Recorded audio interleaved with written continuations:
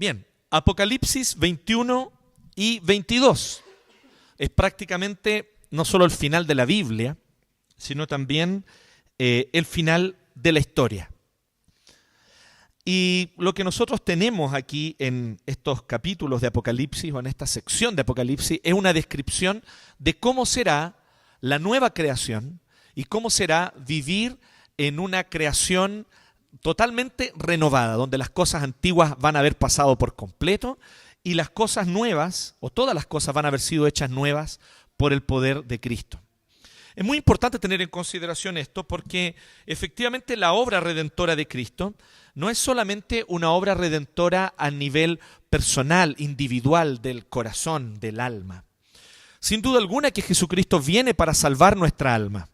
Eso está clarísimo. Jesucristo viene para salvarnos de la condenación eterna, para salvarnos de la condenación que nosotros tenemos a causa de nuestra propia culpa, por nuestro pecado, por nuestra falta de amor a Dios, por la manera en la cual nosotros hemos despreciado y menospreciado a Dios.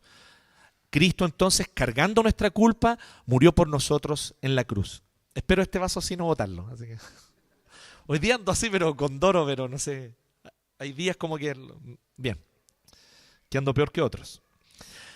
Y lo interesante aquí es que nosotros pensamos solamente la salvación en términos de lo personal, de lo individual, del alma, cuando en realidad el plan redentor de Dios no es solo para el alma, no es solo para el corazón. El plan redentor de Dios es creacional. La creación que Él hizo al inicio, perfecta, hermosa, armónica, repleta de ese shalom que nosotros hablábamos, ¿cierto? Y que hemos hablado durante toda esta serie, que es esa armonía entre todas las partes, donde todas colaboran unas con otras para un pleno desarrollo. Bueno, ese shalom ha sido herido, ha sido opacado, ha sido también dañado, y no tenemos shalom hoy, o por lo menos no en su plenitud, por causa del pecado, de la caída. El pecado de nuestros primeros padres hizo que entrara también maldición a toda la creación. Y nosotros hoy vivimos entonces en esa situación de un mundo caído. Pero el plan redentor de Dios es justamente producir una nueva creación. Va a haber un tiempo donde nosotros vamos a habitar eternamente en un nuevo cielo, en una nueva tierra, donde todo va a haber sido hecho nuevo, donde no estarán las consecuencias del pecado y donde habitaremos presencialmente con Jesús, quien será el Rey sobre toda la creación y sobre todo el lugar donde nosotros vamos a vivir.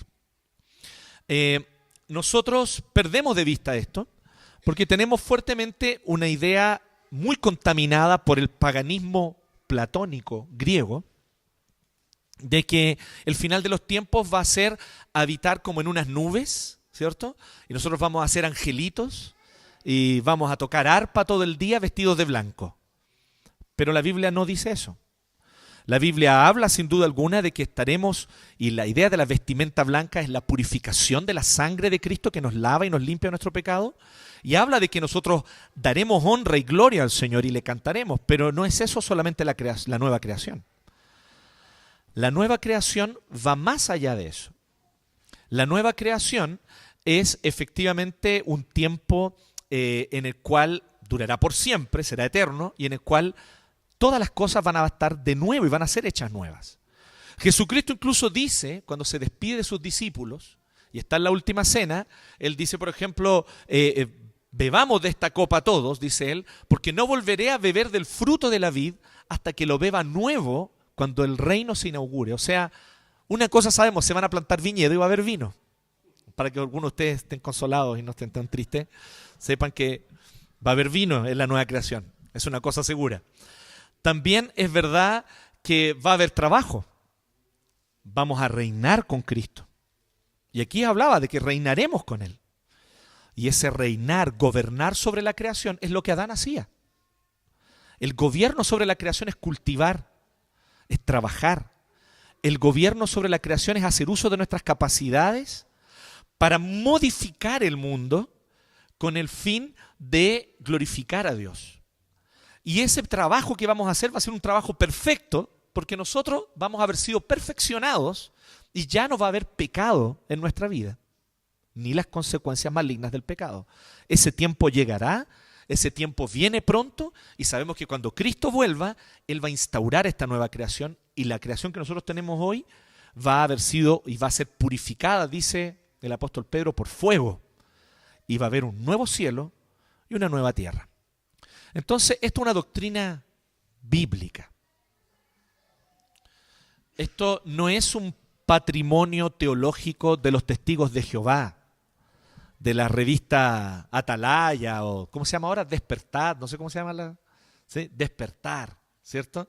Y están como con un carrito que es como una yegüita, ¿no? Ahora, afuera de las estaciones de metro, como que cambiaron su estrategia, ¿sí? Pero la mentira sigue siendo la misma. Y ellos, de alguna manera, en su visión sectaria, y toda buena secta hace esto, ellos no toman solamente mentiras, sino que también toman verdades y las mezclan con mentiras. Y eso es exactamente lo que hacen cuando hablan sobre esta nueva creación y muestran estos dibujos donde la gente está cosechando frutas, ¿han visto, no? Y están todos felices y con unos canastos, ¿cierto? Cargando frutas, cargando tomatitos bonitos, ¿sí?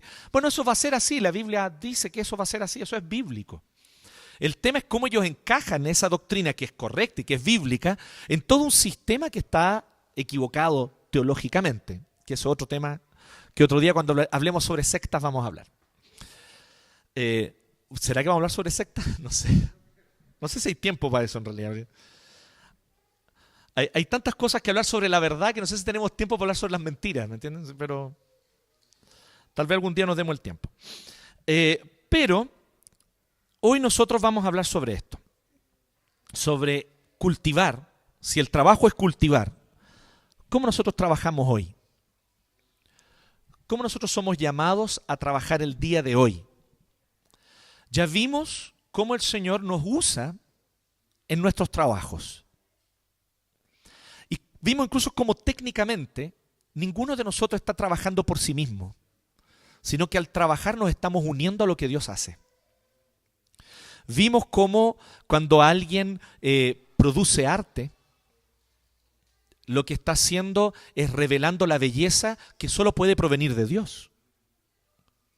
Vimos cómo alguien cuando enseña o dice o escribe algo que es verdadero y que le hace bien a las personas, lo que está simplemente es revelando algo que es el bien y la verdad que solo pueden provenir de Dios, no de otro. Vimos cómo cuando alguien construye y realiza cosas, lo que está haciendo es permitiendo el bienestar de las personas y el que hace eso es Dios. Y usa al ingeniero, al albañil, al arquitecto, para que nosotros podamos habitar espacios y poder tener alguna cuota de bienestar. La misma lógica del cultivo, la misma lógica del agricultor, hay que aplicarla a todos nuestros trabajos. Cualquiera que estos sean, sea en un banco, sea con tablas Excel, sea con notas musicales, sea con ladrillos y cemento, cualquiera sea el elemento con el que tú trabajas, sea que tú trabajes con personas buscando su bienestar, bajando la fiebre, en fin, o sea, lo que sea que tú trabajes, lo que tú estás haciendo es unirte a lo que Dios hace. Igual que el agricultor. El agricultor hace su parte. Prepara la tierra, riega, fertiliza, pero ¿quién produce el fruto? Es Dios. ¿Quién da el crecimiento? Es Dios. Así es tu trabajo también. Dios está cada lunes en tu oficina esperándote y diciéndote, trabajemos juntos. Ya vimos eso. Vimos de qué se trata el trabajo en este sentido. Pero podemos nosotros caer en un entendimiento equivocado. Con respecto a una cosa, pensar que nosotros vamos a traer el cielo a la tierra. Y ese es un pensamiento peligroso. Está bien trabajar por el bienestar. Está bien que busquemos el shalom. Está bien que nosotros hagamos de tal manera nuestro trabajo que realmente al hacerlo con excelencia beneficiemos a otros, beneficiemos a la comunidad, beneficiemos a nuestra ciudad. Un trabajo mal hecho daña a la ciudad, daña a la comunidad y eres un mal cristiano cuando haces tu trabajo de forma mediocre. No estás amando al prójimo, no estás amando a Dios. Pero un trabajo bien hecho glorifica a Dios, es expresión de amor a Dios y también de amor al prójimo. Cuando yo vendo un producto y soy un comerciante y lo hago a un precio justo, no estoy ni siquiera hablando de que tiene que ser barato, estoy hablando de un precio justo. Lo que yo estoy haciendo es beneficiando a mi prójimo. Y obviamente en ese beneficio comunitario también me beneficio yo, que es la lógica de Proverbios. Proverbios tiene siempre esta lógica de que la persona que vive solo para su beneficio personal e individual es un necio. Daña a la comunidad y daña a la sociedad. Pero aquel que trabaja para el beneficio de la comunidad, incluso postergando su propio beneficio personal, al final es sabio, porque a la larga se beneficia él mismo. A la larga se beneficia él mismo. Si nosotros consideramos todo esto, podemos caer, y aquí es donde está el error que yo les quiero decir, pensar que nosotros somos los que traemos el shalom. Y que podemos construir hoy una ciudad linda, hermosa, perfecta, llena de shalom. Que depende de nosotros traer justicia a Chile. Que nosotros haremos de Chile un país más justo. Y que Chile será para Cristo.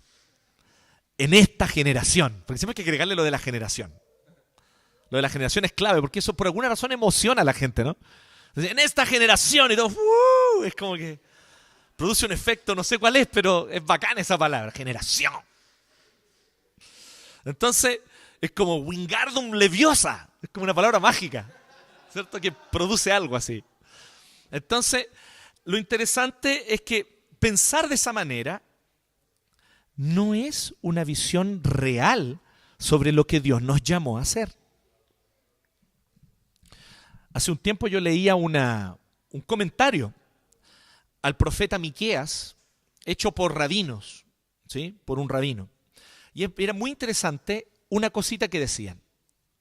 Porque el profeta Miqueas dice que tenemos que amar la justicia y hacer el bien al prójimo y andar humildemente con Dios. Que eso es lo que Dios nos demandó. Pero el comentario rabínico decía una cosa muy sabia. El comentario rabínico decía que no somos nosotros los que vamos a traer la justicia y eliminar el mal en el mundo. Entonces decía algo como esto, decía, no te abrumes por toda la tarea que aún hay por hacer. No te abrumes por toda la injusticia que aún no ha sido resuelta. Tú haz el bien hoy. Practica la justicia hoy y camina humildemente con tu Dios hoy. No eres libre para abandonar el trabajo, pero tampoco eres responsable de completarlo. Interesante, ¿no? No eres libre para abandonar el trabajo. Eres siervo de Cristo, eres esclavo de Él. Y lo que haces, hazlo con excelencia para su gloria y el bien del prójimo. No eres libre para abandonar tu vocación, porque la vocación no la decidiste tú. Vocación significa llamado. Y ese llamado implica que alguien con autoridad sobre ti te llamó. No eres libre para abandonar tu llamado.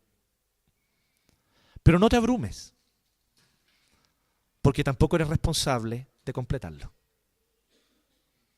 Interesante, ¿cierto? No te abrumes, no eres tú responsable de completarlo. Haz lo que está a tu alcance hoy. Si tomamos esta palabra, este sentido de cultivar, cultiva tu jardín. Cultiva el jardín que Dios te dio hoy. Cultiva el jardín que Dios te dio hoy. El trabajo que Dios te dio hoy. Hazlo para su gloria y para el beneficio del prójimo. El llamado que Dios te dio, cúmplelo con excelencia para la gloria de Dios.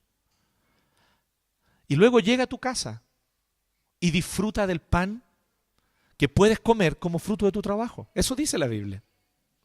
Y luego llega a tu casa y cuida a tus hijos, cuida a tu familia, ama a tu esposa, ama a tu marido y disfrutan de lo que Dios le ha dado.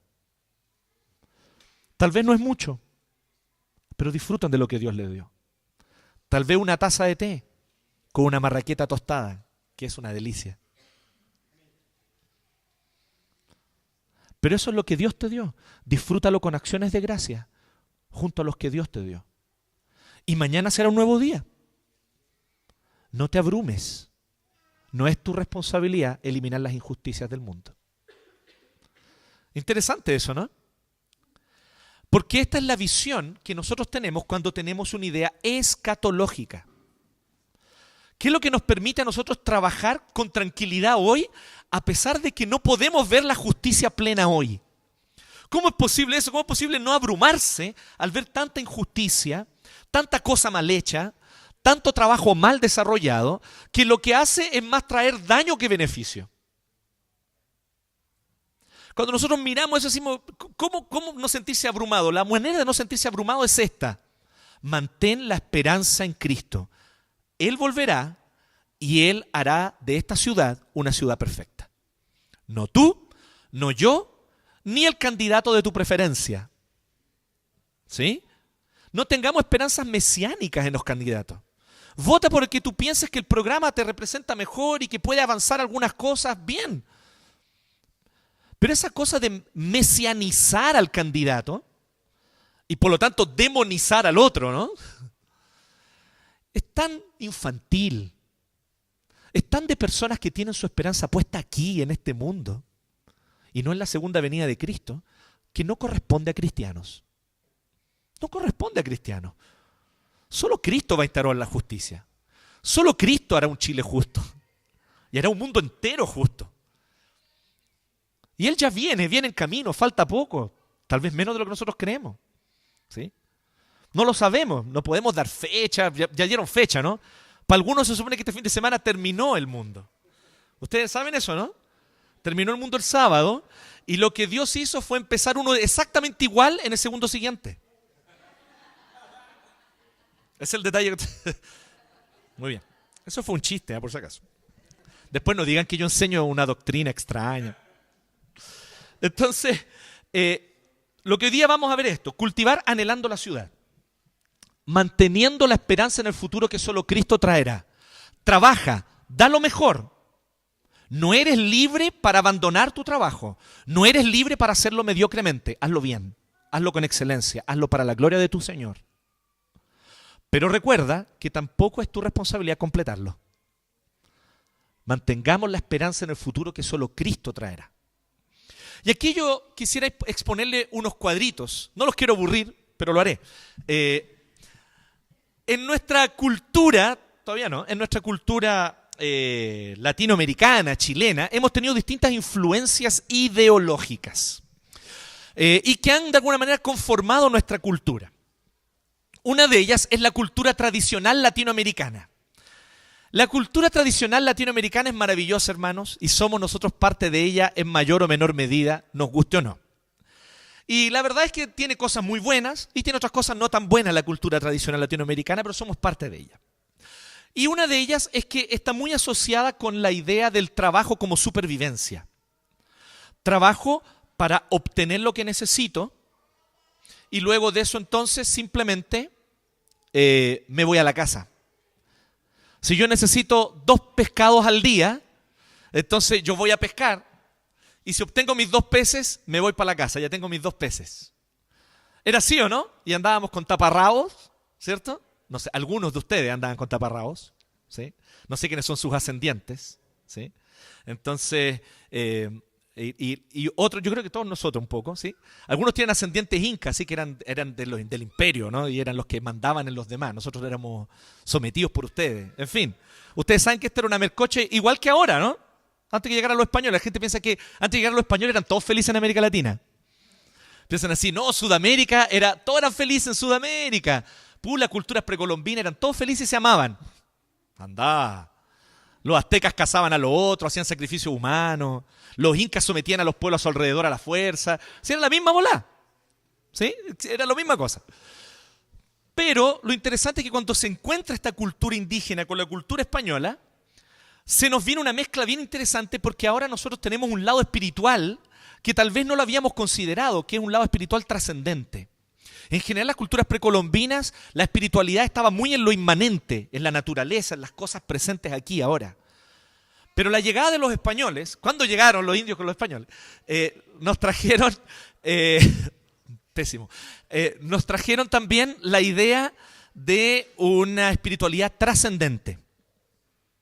Un Dios que está más allá de la creación, un Dios que hizo todas las cosas y nosotros por lo tanto rendiremos cuentas a Él. Pero después que avanzó el tiempo de la colonia, llegaron dos influencias muy importantes del siglo XIX y el siglo XX. En el siglo XIX llegó una influencia muy fuerte que es la influencia del pensamiento liberal. Y el liberalismo, que de alguna manera animó a la independencia, animó al establecimiento de las repúblicas en América Latina, el pensamiento liberal también tiene una influencia muy fuerte en nuestra cultura hasta el día de hoy, en mayor o menor medida. Toda esta idea de lo republicano, toda esta idea de las tradiciones republicanas, viene un poco de allí. El ser parte de un país democrático, el ir a votar con terno y corbata. ¿Han visto viejitos que van a votar con terno y corbata? ¿Los han visto? ¿Sí? Interesante costumbre republicana, ¿no? Terno, corbata, ¡pum!, para ir a votar. ¿Sí? Aprendan.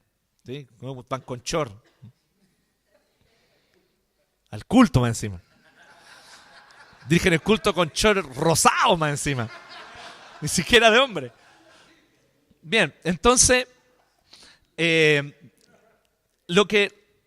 nunca ha sido un tema en esta iglesia.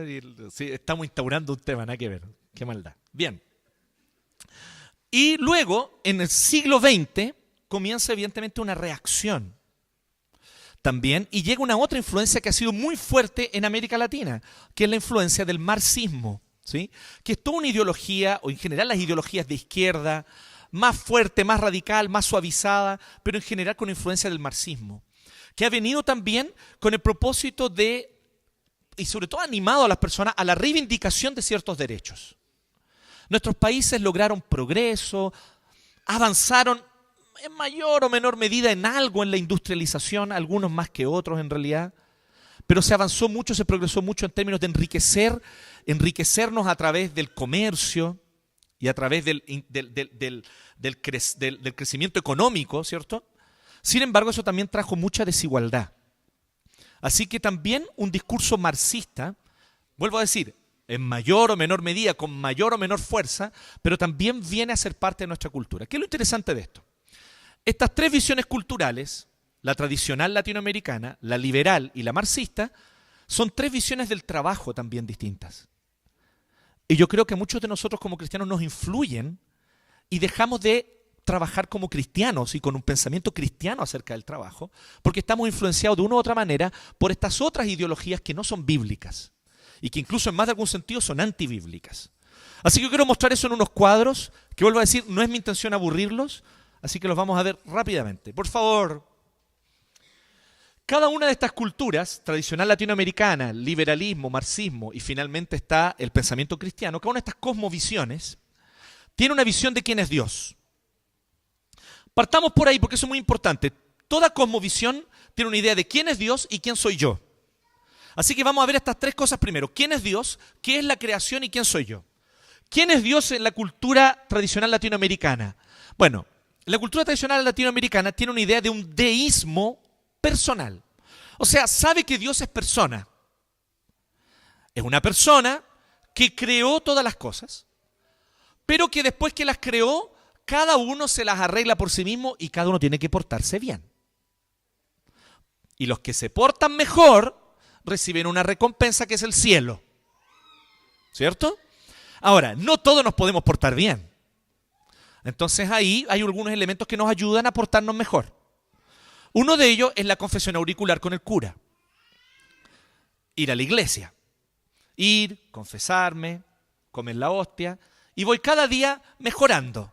Y siendo un poquito mejor cada día para ver si al final, al poner en una balanza entre lo bueno y lo malo, lo bueno gana y así yo puedo pasar al cielo, aunque sea colado, aunque sea con un 4, pero que pueda pasar al cielo. ¿Bien?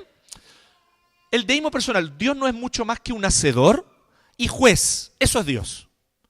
Hacedor y al final de nuestra vida, un juez. Es un ser superior distante que recompensa a los que están dispuestos a hacer el bien, sobre todo si sufren o se sacrifican. Ese es un elemento súper importante. Sacrificarse para que Dios a cambio valore mi sacrificio y así me bendiga y sobre todo me dé la bendición del cielo. Para algunos de ustedes venir a la iglesia es eso, es un sacrificio. Y dicen así, estoy juntando puntos, ¿eh? Y al final Dios me recompensará. Ojo ahí. Si eso es tu pensamiento, eso no es cristianismo. Te paso el aviso al tiro. Luego viene el liberalismo. ¿El liberalismo qué concepto tiene de Dios? El liberalismo lo vamos a catalogar como humanismo racionalista. ¿Por qué eso es liberalismo? Es un humanismo racionalista. Es también deísta, pero un deísmo impersonal. O sea, Dios es indiferente. Da lo mismo si tú crees o no en Dios. La idea de un Dios personal es prescindible. Basta con considerarlo una causa no causada. Algo así como el gran arquitecto que hablamos la semana pasada. O el principio ordenador del universo. Y cada uno es libre en su fuero íntimo de creer o no en Dios. No es fundamental creer en Dios para entender la vida y el mundo. Francis Schaeffer decía algo muy interesante. Francis Schaeffer decía que muchas veces el humanismo sutil, este tipo de humanismo, puede ser más peligroso que un humanismo abiertamente humanista. Porque se entromete en tus categorías de pensamiento cristianos y te comienzas a mezclar tu fe como cristiano con pensamiento humanista. ¿Sí? Francis Schaeffer decía eso. Marxismo es un humanismo racionalista igual que el liberalismo. Aquí ustedes se dan cuenta que el liberalismo y el marxismo son como posiciones opuestas hoy día. Como que en el liberalismo veo más la derecha a veces, hoy, actualmente, y en el marxismo más la izquierda. Pero ¿saben lo interesante? Que son hermanos gemelos. ¿Sí? Y incluso como siameses, como que están pegados en algunas partes incluso. El marxismo es un humanismo racionalista pero radicalizado. ¿Sí? Primero, su visión de Dios es ateísmo, de frentón. Es fundamental en la cosmovisión marxista que Dios no existe, Dios es inexistente. Por lo tanto, los movimientos de la historia son automáticos, se mueve sola la historia a través de tesis, antítesis, síntesis, que son temas filosóficos que otro día abordaremos. El punto es que Dios es inexistente y es fundamental a la cosmovisión marxista entender que el universo es un sistema cerrado de causas y efectos y que no existe más realidad que la materia. Es fundamental en el marxismo el materialismo. ¿Sí? No se puede entender marxismo sin ser materialista. No se puede ser marxista sin ser materialista. ¿Sí? Esto lo decía el propio Marx y Engels, de hecho. Ellos mismos decían eso. ¿Sí? El cristianismo, sabemos, teísmo trinitario. Dios es tres personas, es el eterno creador, es sustentador, es soberano, es redentor. Es cualitativamente distinto al mundo creado. Él es totalmente otro, distinto al mundo creado. Pero Él está presente en todo y Él sustenta todas las cosas. Esa es la visión de Dios. ¿Qué es el mundo? En la cultura tradicional latinoamericana, el mundo es dual, es un dualismo. Un mundo, incluso lo ponemos aquí, doblemente dual. ¿Y por qué doblemente dual? Existe una realidad espiritual superior y existe una realidad material inferior. Pero a su vez, en la realidad material inferior existe la dualidad del dolor y del placer. En la cultura tradicional latinoamericana, esto es muy importante para nuestra visión del trabajo. Nosotros vivimos en ciclos. Y hay ciclos de tortura y placer. O sea, hay momentos en los que el ciclo va abajo y nosotros estamos siendo torturados, castigados. Pero luego el ciclo está arriba y son momentos donde nosotros podemos disfrutar y sentir placer. Ese ciclo es parte de la naturaleza y nosotros somos parte de ese ciclo, según la cultura tradicional latinoamericana. Tenemos más derecho al placer si nos hemos sacrificado más. Miren lo importante que es esto para nuestra visión del trabajo. Ustedes se dan cuenta que somos más influenciados por la cultura tradicional latinoamericana de lo que creemos. Lo espiritual, por otro lado, se alcanza al abstraernos de lo material y es moralmente superior. Por lo tanto, nos perfecciona y perfecciona también estos ciclos que vamos viviendo, ¿cierto?, de dolor y placer. El liberalismo le vamos a poner que es un materialismo soft, ¿sí? Un materialismo así, suavecito, ¿sí? Despacito diría. ¿Quién es que dice? Luis Fonsi. Materialismo soft. O sea, ¿qué es el mundo en el liberalismo? Es una fuente de riqueza. Es una gran estación gasolinera de la cual nosotros podemos sacar y beneficiarnos, ¿sí?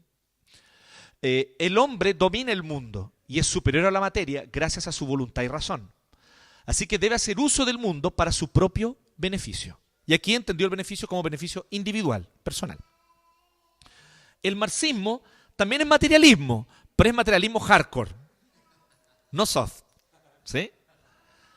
Para el marxismo, el mundo es fuente de riqueza y beneficios para la humanidad, con la cual el hombre se relaciona en posición de igualdad, porque nosotros también somos materia, somos parte de este mundo, solo que tenemos el privilegio de que nuestro cerebro evolucionó. Y como evolucionó, ahora nosotros podemos dominar la materia. ¿Sí? Es más, incluso Engels tiene un interesante tratado o artículo donde él dice que por el trabajo nosotros nos tornamos humanos. Ya vamos a entrar en eso. ¿Cuál es la visión del cristianismo? Que el mundo es creación. El mundo no es eterno. Fue creado por Dios para reflejar su gloria y bondad. El mundo creado es materia y espíritu. Todo fue hecho por Dios y fue hecho perfecto y bueno. ¿Sí? El problema es que el mundo cayó porque el pecado entró. Pero el mundo es algo creado por Dios. ¿Sí? Bien. Ahora, ¿qué es el hombre? ¿Quién es el ser humano? En la cultura tradicional latinoamericana teníamos que era dual, había un dualismo. Bueno, aquí también hay un dualismo. ¿Qué es el hombre? Es un hijo de los dioses y al mismo tiempo es un esclavo de los ciclos naturales. Al mismo tiempo, nosotros somos esa dualidad. La identidad humana es una tensión entre estas dos identidades contradictorias. Una identidad es poderosa y capaz de construir su propio destino, pero la otra es débil y debe someterse a los ciclos propios de la naturaleza y de la historia que está escrita en las estrellas. ¿Sí? O sea, somos una mezcla de estas dos cosas. Estamos determinados, porque somos parte de este mundo, somos esclavos de los ciclos naturales, pero también somos hijos de los dioses. ¿Sí? Entonces, ahí por eso nuestras canciones latinoamericanas hablan un poco de esas dos cosas, ¿no? Nuestras canciones tradicionales latinoamericanas pueden hablar al respecto de cómo nosotros, por ejemplo, yo sigo siendo el rey. ¿Sí? Sin embargo, una piedra en el camino me enseñó que mi destino era rodar y rodar. La misma canción, o sea, soy el rey, pero estoy totalmente dominado por las circunstancias y la vida. ¿Sí? Esa dualidad, por ejemplo, está muy presente en nuestras canciones latinoamericanas. El liberalismo, este humanismo racionalista que les decía. En el liberalismo el hombre es un hacedor de su propio destino con una inclinación hacia el egoísmo. El hombre lo que busca es su propio beneficio. Y el hombre se hace a sí mismo. Una escultura famosa que representa esta ideología es un hombre que se está autoesculpiendo. ¿Han visto eso? Para abajo es piedra, sin forma, para arriba tiene la forma de un hombre y él está con el cincel y el martillo autoesculpiéndose. ¿Sí? Haciéndose a sí mismo. ¿Sí? Entonces, esta idea totalmente humanista y anticristiana es lo que está por detrás de qué es el hombre. El hombre necesita sobre todo la libertad individual para mostrar sus plenas capacidades de desarrollo. La cohesión social mediante el Estado o cualquier otra forma tiende a ser un obstáculo para que el hombre se desarrolle. Entonces, el hombre, ¿qué es lo que tiene que buscar? Ser lo más libre posible. Si va a haber un Estado, tiene que ser un Estado que de lo único que se preocupe es que uno no viole las libertades del otro. Pero cada uno tiene que ser libre de buscar su propia felicidad. The pursuit of happiness, decía, ¿cierto?, la Declaración de Independencia de los Estados Unidos. O también la película de Will Smith. Sin embargo, el hombre tiende al egoísmo. El hombre tiende al egoísmo, eso es natural del hombre.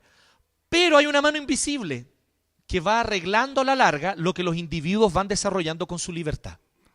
¿Sí? O sea, con el tiempo, dejen que la libertad corra suelta y con el tiempo la mano invisible corregirá. ¿Sí? El marxismo, humanismo racionalista radicalizado, ¿cierto?, dice que el ser humano es un hacedor de su propio destino, igual que el liberalismo, en esto son iguales, que puede construir la justicia por sí mismo, pero aquí le añade el elemento comunitario. Lo puede construir, pero en comunidad. ¿Sí? Entonces, al igual que el liberalismo, el marxismo cree en las capacidades del hombre de hacerse a sí mismo, pero añade que el hombre está inclinado hacia el bien naturalmente. Entonces el hombre necesita cohesionarse con otros y formar comunidad. Al formar comunidad ocurre lo siguiente: puede destruir las actuales estructuras de clases que generan las enemistades y construir una nueva estructura social justa y perfecta. O sea, ¿por qué se produce este odio entre las personas y por qué se produce la falta de cohesión social? Porque hay clases que luchan una contra la otra. Si podemos eliminar las clases, entonces todos los hombres vamos a darnos cuenta que somos hermanos. Qué lindo, ¿no? Somos todos hermanos. Y yo tengo tantos hermanos que no los puedo contar. ¿Sí? Y siendo todos hermanos, vamos a trabajar juntos para hacer juntos la justicia.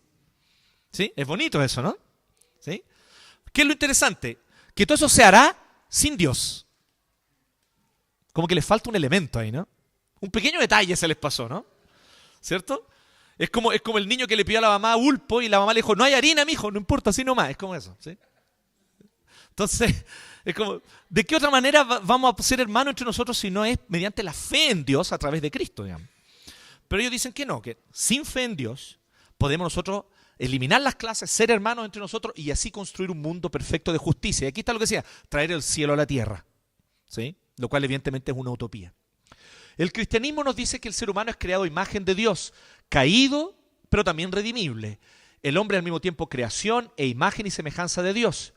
Pero estos dos aspectos no son contradictorios como en el dualismo latinoamericano. Estos dos aspectos son complementarios. Se complementa el hecho de que nosotros somos imagen y semejanza de Dios y somos creados por Dios. No hay contradicción. Entonces, por eso el hombre es el mayordomo del mundo creado, pudiendo hacer uso de él, pero también teniendo la responsabilidad de cuidarlo. El primer pecado de Adán y Eva llevó a toda la creación a un estado caído, sobre todo al ser humano, que ahora ya no vive para amar a Dios y a los demás, sino que vive en rebeldía contra Dios. Las últimas dos cositas son estas. ¿Por qué trabajar entonces? En la cultura tradicional latinoamericana trabajamos por la recompensa posterior, porque es parte de los ciclos de sacrificio, de dolor y tortura, por el que debemos pasar. Trabajar es parte de la tortura. Vamos a la tortura para así el viernes, decir, es viernes, mi cuerpo lo sabe, y ahí entonces reventarme, ¿cierto? A chelas y whisky y bailar y perrear y despacito y todo, ¿cierto? Y ahí de repente despierto el domingo en la tarde, ¿cierto? Medio más o menos, ¿cierto? Me tomo un ya está, me voy a acostar para el lunes volver al sacrificio. Esa es la lógica de la cultura tradicional latinoamericana. Por eso trabajamos, obtener un gozo y placer posterior como recompensa. En la visión liberal, porque al trabajar mis capacidades como ser, con voluntad y razón autónoma, se hacen manifiestas y encuentro realización personal. Entonces, así obtengo mi propio beneficio personal al hacer uso del mundo natural como fuente de recursos que me enriquece. En la visión liberal, nosotros somos llamados de alguna manera a desarrollar el potencial del mundo. Y hay otra visión. Y aquí es interesante notar que eso es cierto, el liberalismo tuvo una influencia del pensamiento protestante. Y por eso tiene esa visión del trabajo. De que yo no solamente trabajo para mi sustento. Si yo tengo la capacidad de pescar 100 peces en un día, pero solo necesito 2 para vivir, yo no me voy a la casa después de pescar 2, sino que voy a desarrollar mis capacidades pescando los 100 que tengo la capacidad para pescar. Es interesante eso. En este sentido, la visión liberal sí coincide con la visión protestante. Vamos a ver que en todos ellos siempre hay algo, alguna punta de verdad, siempre. No todo es totalmente rechazable, ¿se entiende? Pero lo interesante es que como visión, solo la cosmovisión cristiana es completa. En el marxismo, la autodeterminación, porque es la condición fundamental del hombre, lo que nos diferencia de los monos y del resto de la naturaleza en general, es que nosotros trabajamos. Tenemos herramientas, hacemos uso de herramientas y trabajamos, ¿sí? Al trabajar nos hacemos a nosotros mismos, somos nuestros propios dioses. Ya que no hay Dios, nosotros somos nuestros propios dioses. Hoy el trabajo mancomunado nos puede llevar a crear el estado perfecto de cosas, donde todos somos iguales. Entonces ahí la importancia del trabajo es la visión marxista. Porque si todos trabajamos mancomunadamente para beneficiarnos todos, entonces entre todos traeremos un estado de justicia, ¿sí? Nuevamente aquí la utopía presente. En la visión cristiana trabajamos por el gozo pleno. Esa es la razón por la que trabajamos. Porque al trabajar el hombre refleja el ser y carácter de Dios. Se goza en seguir su vocación, en gobernar amorosamente el mundo creado, en servir a su prójimo y en buscar el bien de la comunidad a la cual pertenece. En todo eso hay gozo. Y por eso lo hacemos.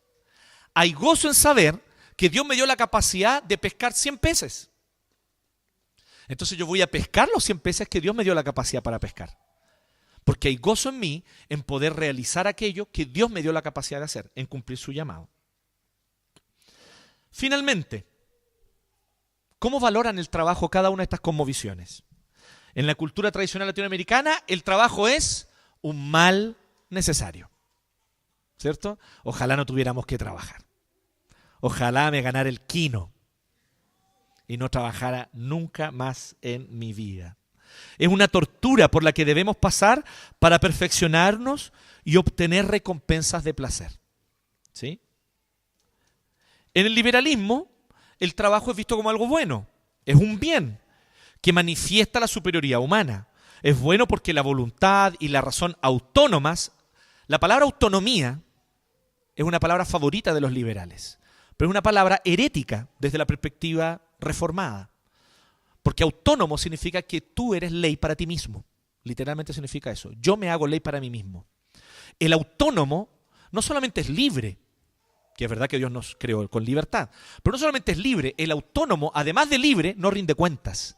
Y eso es antibíblico. Recuerden la parábola de los talentos.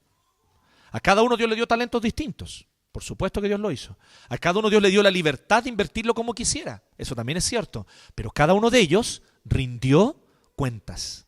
El liberal odia rendir cuentas. Para él, rendición de cuentas es opresión estatal. ¿Sí? Opresión marxista. ¿Cierto? Entonces, no cree en la rendición de cuentas, o quisiera que no existiera. Esa es una herejía desde la perspectiva reformada. El marxismo dice que el trabajo es un bien mediante el cual el hombre se hace a sí mismo. Aquí la herejía es más clara. Porque el hombre se hace a sí mismo y se transforma en su propio Dios. En la visión cristiana, Dios nos creó y nos creó distintos de los otros seres, ¿cierto? Creados. En la visión marxista, el hombre se hizo a sí mismo hombre cuando empezó a trabajar, cuando empezó a utilizar herramientas y comenzó a trabajar. Entonces, en la visión marxista, el trabajo es bueno. ¿Pero por qué? Porque nos hace humanos. No solo el trabajo dignifica al hombre, sino que en la visión marxista el trabajo deifica al hombre.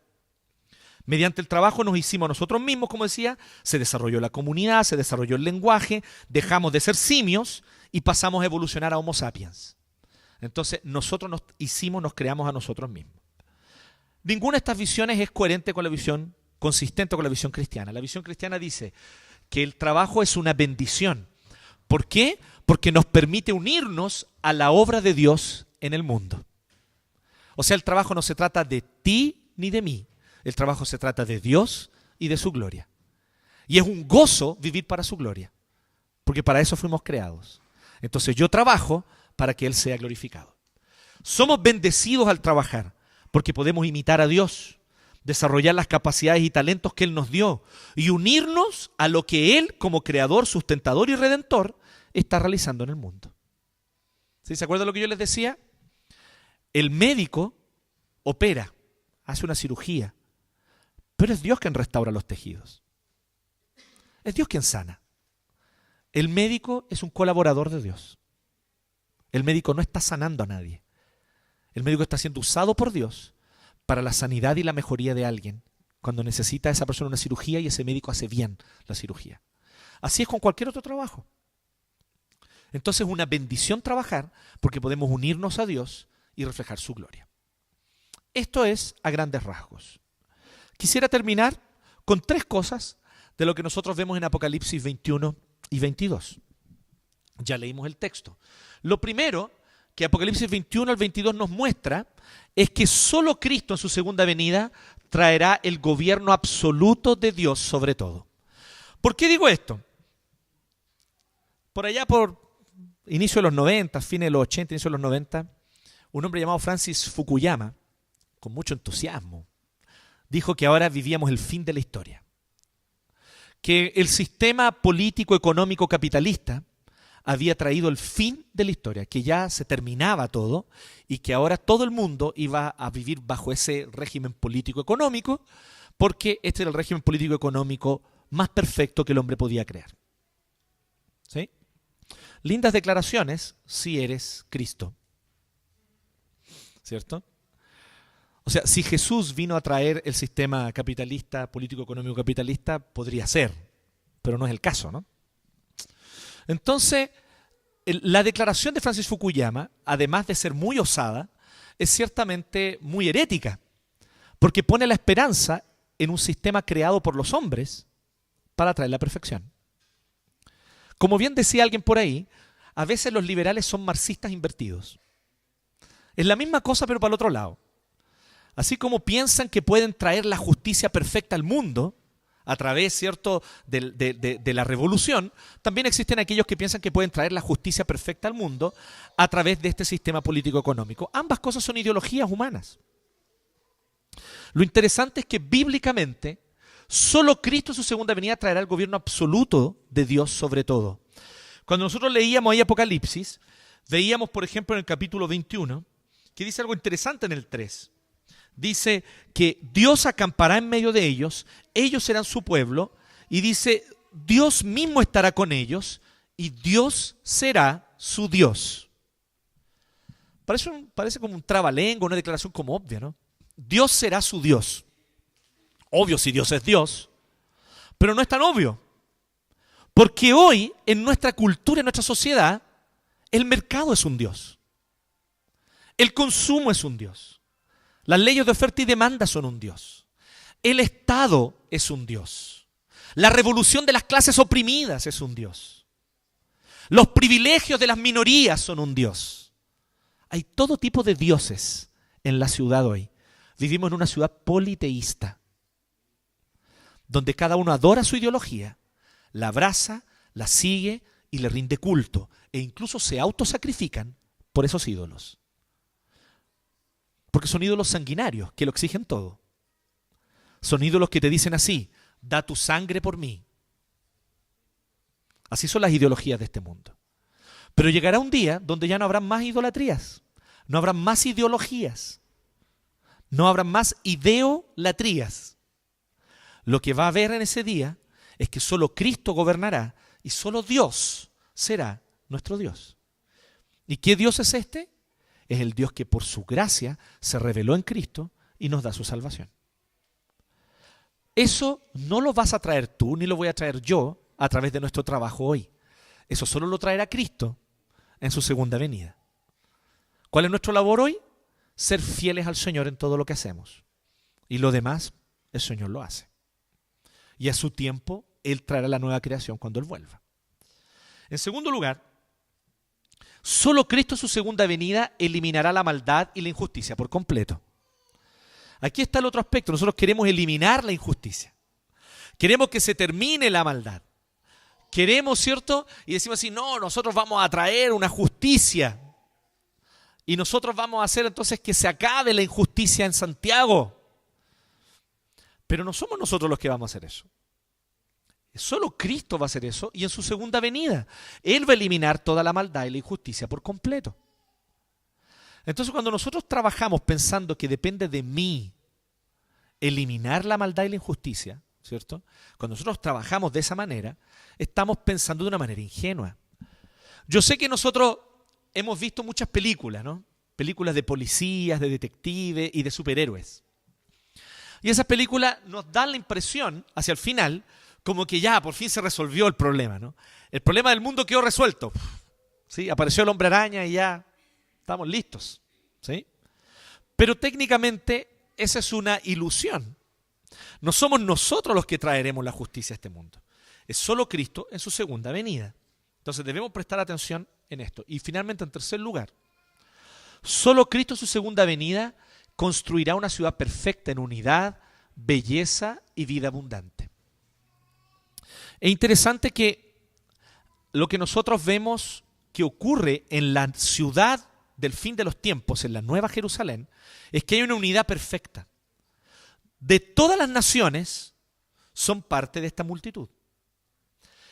Y dice que la ciudad está construida sobre los 12 tribus de Israel y los 12 apóstoles son el fundamento, los 12 apóstoles de Cristo. No sé si fijaron en eso en el texto bíblico. Es interesante porque incluso va a haber una unidad perfecta entre la iglesia del Antiguo Testamento y la iglesia del Nuevo Testamento. Vamos a estar allí en la nueva creación y vamos a estar también con David, ¿cierto? Ahí entonces Coque le va a estar enseñando a David cómo afinar un piano, ¿cierto? Y David le va a decir, oh, mira, qué interesante este instrumento. Si hubiera tenido un arpa como esa en mi época, habría hecho más salmos. Entonces, vamos a habitar juntos Antiguo y Nuevo Testamento. Va a haber una unidad perfecta.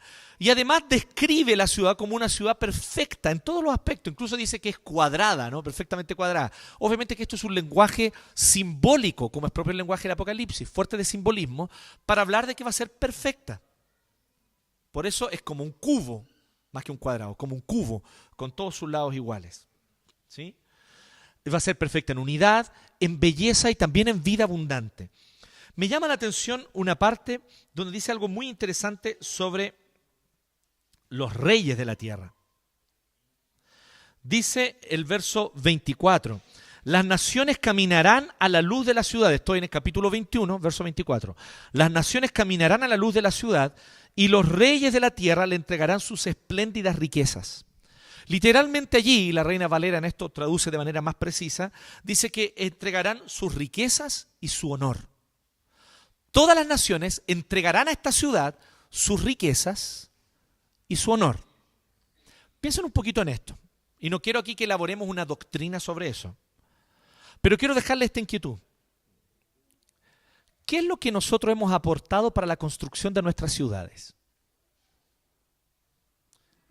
Si lo que tú hiciste estuvo bien hecho y Dios te guió en eso, de alguna manera, al parecer este texto, junto con otros textos bíblicos, nos daría a entender que eso va a prevalecer en la nueva creación. ¿Me siguen la idea? ¿Sí? O sea, la pasión según San Mateo de Bach va a seguir existiendo en la nueva creación. ¿Sí? Porque eso es algo que ciertamente lo hizo bien. ¿Cierto? Entonces, y no solo eso, ¿sí? Eso va a seguir existiendo. O sea, cuando tú haces algo mal, mediocremente, el apóstol Pablo dice en 1 Corintios que todo va a ser probado por el fuego. Y nosotros seremos salvos porque somos salvos por gracia. Pero nuestra obra puede ser una obra que sea solo hojarasca, papel y aserrín, o puede ser que nuestra obra sea oro o piedras preciosas. Cuando venga el fuego del juicio final, las obras que nosotros hayamos aportado, que sean oro y piedras preciosas, van a prevalecer. Pero las obras que nosotros hicimos mediocremente, que fueron hojarasca y aserrín, el fuego las consumirá y esas obras no prevalecerán. Entonces piensa un poco en esto. Tal vez lo que tú estás haciendo hoy en tu trabajo, si queda bien hecho, va a prevalecer en la nueva creación. Va a prevalecer allí. Y va a ser para la perfecta gloria de Dios en ese contexto. Y va a ser incluso perfeccionada por el fuego del juicio. ¿Sí? Entonces, al mirar esto o al contemplar, nosotros podemos ver, miren qué interesante, las naciones van a entregar a esta ciudad sus riquezas y su honor y su honra. Sus riquezas, pero también su honra. ¿Qué es lo que nosotros estamos hoy haciendo que honra a nuestra ciudad y a nuestro país? Que le da más honra a nuestro país, haciéndolo más bello, más hermoso, o más habitable, o más justo. ¿Qué estás haciendo tú hoy por eso?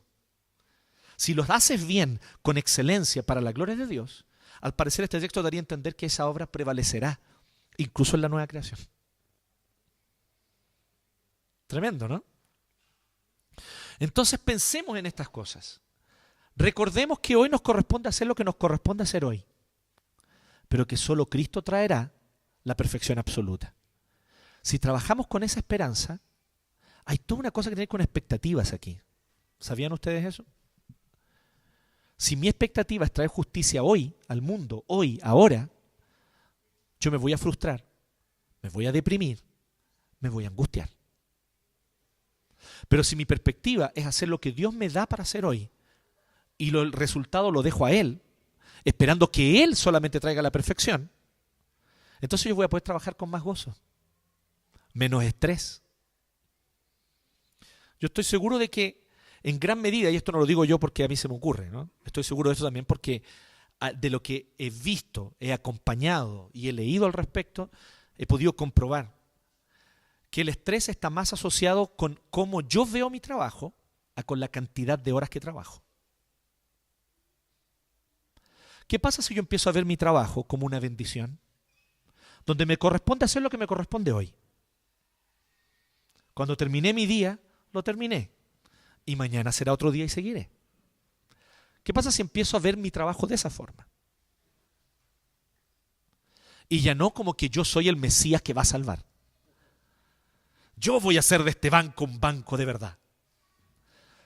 Yo voy a hacer de este barrio un barrio justo. Yo sanaré a ese enfermo. ¿Qué pasa si yo empiezo a pensar que soy yo el responsable? Yo traeré la verdad a este país. ¿Qué pasa si en vez de pensar eso, bajo la expectativa y digo, voy a cultivar lo que Dios me dio para cultivar hoy? Y lo demás que lo haga Él. Y lo que me corresponde lo haré bien. Lo haré con excelencia, lo haré para su gloria, en la esperanza de que esa obra, si es bien hecha, incluso va a prevalecer en la nueva creación. Pero esa es mi responsabilidad y ahí me detengo. Recordemos, por lo tanto, la sabiduría rabínica en esto. ¿Cierto? Recordemos en esto la sabiduría rabínica. No eres libre para abandonar tu llamado. No eres libre para hacerlo mediocremente. Hazlo bien y no lo abandones. Pero recuerda que tampoco eres tú el responsable por completarlo. No eres tú el responsable por completarlo. Deja que el Señor complete su obra. Que el Señor lo haga y que use a quienes Él quiera para completar lo que tú hiciste hoy día. Que el Señor nos ayude a tener esa visión. Amén. Oramos. Gracias, Señor, porque nos das tu palabra, que una vez más, Señor, nos recuerda que el trabajo es una bendición. Sabemos, Señor, que en muchos sentidos nosotros tendemos a estar contaminados en nuestra mente y en nuestro corazón por visiones que no son acorde con la verdad tuya.